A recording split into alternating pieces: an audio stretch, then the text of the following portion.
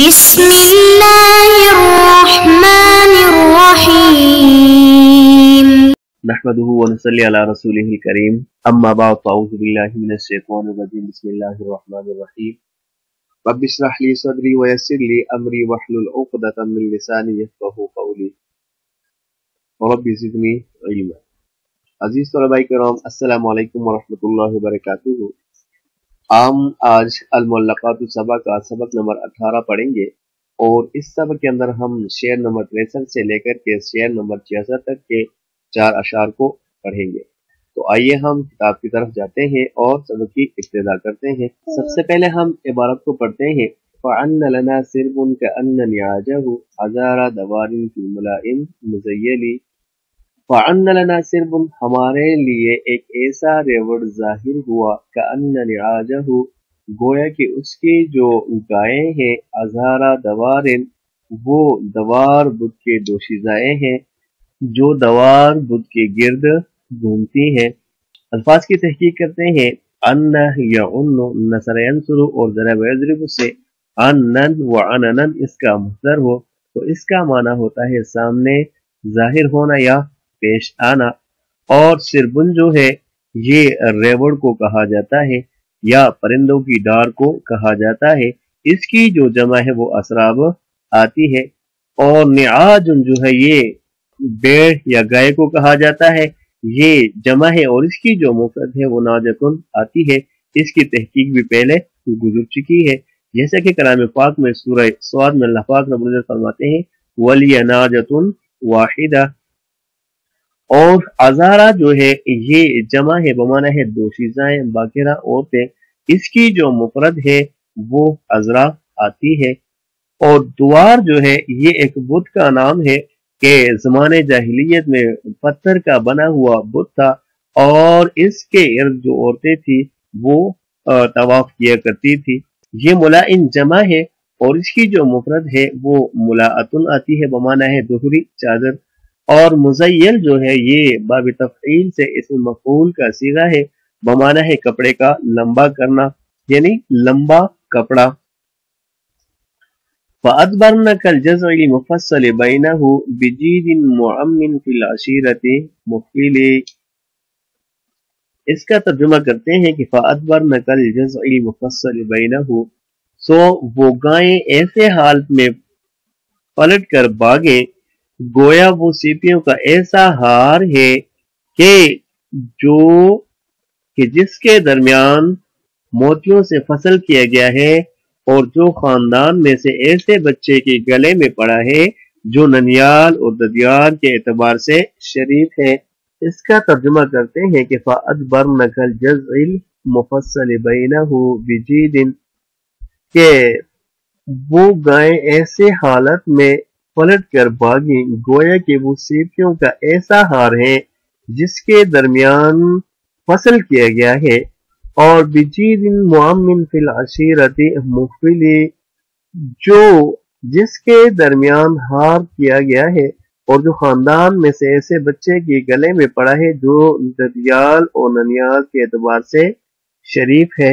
اس شعر کا مطلب یہ ہے کہ شاعر نے جو جزا ہے اس کی تشبیہ دی ہے جنگلی گایوں کے ساتھ، کہ جزا اس سیپی کو کہا جاتا ہے کہ جس کے ایک حصہ دو حصے جو ہیں وہ کالے ہوتے ہیں اور ایک حصہ سفید ہوتا ہے۔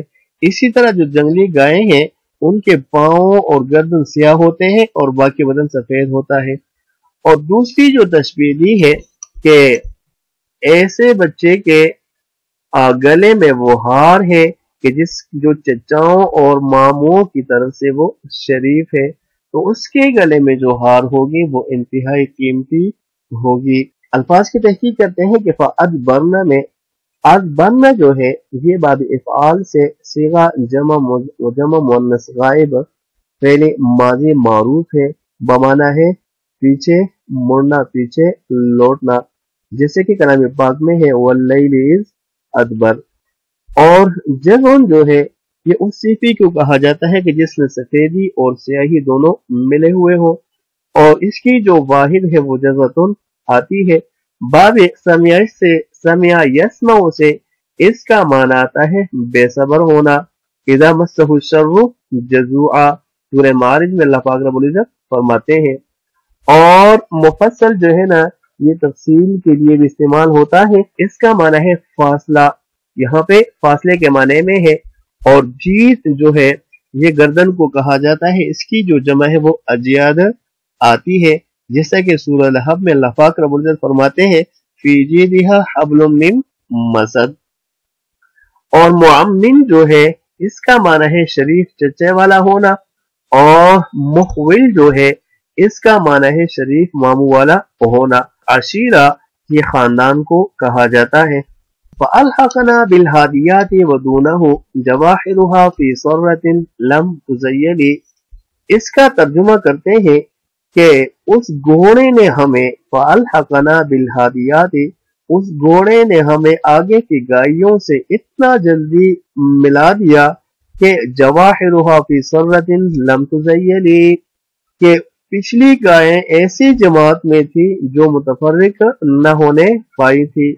मतलब इसका ये है कि हमारा घोड़ा इतना तेज रफ्तार और बर्क रफ्तार है कि उसने अगली गायों को जा दबोच लिया और उनको दबा दिया, और जो पिछली गायें थी उनको मुतफर्रिक होने या भागने का मौका ही न मिला। अलहका ये बाब इफ़आल से सिगा वाहिद मुज़क्कर गायब पहले माजी मारूफ है, बमाना है मिला देना। जवाहिर जो है इसकी मुफरद आती है जाहिरुन, बमाना है पीछे रहने वाला। सर्रतुन ये जुमात को कहा जाता है। तेज आवाज वाली हवा को भी सर्रतुन कहा जाता है। और जब हम इसको जम्मा के साथ, स्वाद के जम्मे के साथ पढ़ेंगे तो फिर इसका माना होगा थैली। और स्वाद के फतहे के साथ अगर हम इसको पढ़ेंगे तो फिर इसके बहुत सारे माने आते हैं। मसलन सर्रतुन शोर के माने में भी इस्तेमाल होता है, चीख, लड़ाई और तुरुशरुई के माने में भी सर्रतुन का लफ्ज इस्तेमाल होता है। जैसे कि सूरह ज़ारियात में अल्लाह पाक रब्बुल इज्जत फरमाते हैं फ़अक़बलत इम्रअतुहु फ़ी सर्रतिन लम तुज़य्यली, ये बाब तफ़ाउल से मुज़ारी मनफी है और इसका माना है जुदा होना या अलहदा होना। वलौ तज़य्यलू लअज़्ज़बना अल्लज़ीना कफ़रू, जैसे कि सूरह फतह में भी इसका जिक्र है। फ़अादा इदाअन बैन सौरिन व नाजतिन दिराकन वलम यंज़ह बिमाइन फ़युग़सली। इसका तर्जुमा करते हैं कि उसने एक ही वार में एक नर गाय और एक मादा गाय को दबोच लिया। वलम यंज़ह बिमाइन फ़युग़सली, और इतना पसीना न लाया कि नहा जाता। इसका मतलब ये है कि मेरा घोड़ा इतना कवी है जो पे दर पे हमले करने के बावजूद बिल्कुल थका नहीं है, हारा नहीं है और वो गर्म नहीं हुआ। मतलब वो काम करता है लेकिन गर्म नहीं होता और चुस्ती के साथ मेरा घोड़ा शिकायत करता है। आधा ये बाब मुफ़ाअला से इसका माना है एक दौर में दो शिकार करना, यानी एक तीर से दो शिकार करना। और अल-अदवा तो ये एक मरतबा की दौड़ को कहा जाता है या वादी का किनारा, इसको भी अदवतुन कहा जाता है। इद अंतुम बिल उद्वती दुनिया, सूरह अनफाल में अल्लाह पाक रब्बुल इज्जत इसके बारे में फरमाते हैं। सोर बैल को और नाजत इन गाय को कहा जाता है, इसकी जो जमा है वो निआज आती है। और दिराकन जो है ये बाब मुफ़ाअला से मस्दर है, बमाना है लाहिक होना, पा लेना। वलम यंज़ह, नज़हा यंज़हु ये फतह यफ्सहु से, फतह यफ्तहु से इसका माना आता है पसीने वाला होना। और माइन पानी को कहा जाता है। फ़ज़ल्ल तहातुल लहमी मिन बैन मुंसिजिन सफ़ीफ़ शिवाइन औ क़दीरिन मुअज्जली, कौम के गोश्त पकाने वाले गर्म पत्थरों पर तरतीब से फैलाए हुए गोश्त को कबाब करके पकाने वालों या हांडी के जल्द पकाए हुए गोश्त को पकाने वालों में तकसीम हो गए। इस शेर का मतलब यह है कि गोश्त की इस कदर कसरत हो गई کہ ہر ایک شخص نے اپنے اپنے من اور پسند کے مطابق اپنے لیے گوشت بنایا. کسی نے گرم پتھروں پر گوشت کا کباب بنا کر کے کھایا، اور کسی نے آج کل کے دور کے مطابق ٹکے اور سیخ بنائے، اور کسی نے جو ہے نا وہ ہانڈی میں بنا کر کے اس گوشت کو کھایا. گوشت کی کثرت کو یہاں پہ بیان کیا جا رہا ہے. تو ہاتن یہ جمع ہے، اور اس کی جو واحد ہے وہ قواہین آتی ہے، جیسے قازن کی جمع قضاتن آتی ہے. نصرین سر سے اس کا معنی ہے گوشت پکانا یا گوشت کو بھوننا، اور لحم گوشت کو کہا جاتا ہے. منزج یہ باب افعال سے اسم فاعل کا صیغہ ہے بمعنی گوشت پکانے والا. اور صفیفہ شوائن، صفیف یہ بروزن فعیل بمعنی مفعول ہے. اس کا معنی ہے ترتیب سے پھیلایا ہوا. اور شوائن جو ہے اس کا معنی ہے گوشت کو بھوننا، کباب وغیرہ بنانا. اور قدیر جو ہے بالدال والراء، ہانڈی میں پکایا ہوا گوشت. قدیر کا معنی ہے ہانڈی میں پکایا ہوا گوشت، اور اگر ہم اس کو قدید پڑھیں تو پھر اس کا معنی ہوگا دھوپ میں خشک کیا ہوا گوشت. اور معجل جو ہے یہ باب تفعیل سے اسم مفعول کا صیغہ ہے بمعنی ہے جلدی کرنا.